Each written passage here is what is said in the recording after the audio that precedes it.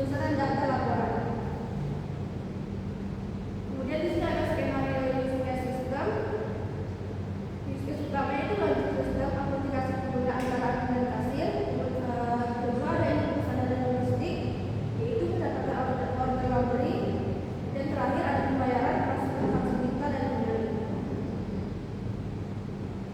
Selanjutnya itu ada use case diagram. Diagram khusus menggambarkan interaksi antara aktor dan sistem. Terdapat 3 aktor utama yang terlibat dalam sistem ini. Yang pertama itu ada admin, tugasnya mengolah data pelanggan, transaksi dan laporan manajerial. Yang kedua ada kasir, menginput pesanan, mencatat pembayaran dan menyerahkan barang.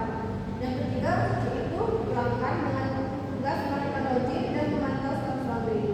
Use utamanya yaitu login sistem, pengelolaan data pelanggan, transaksi, pembayaran, penyerahan barang dan laporan manajerial sebagai proses kiranya untuk mendukung efisiensi operasional laundry license.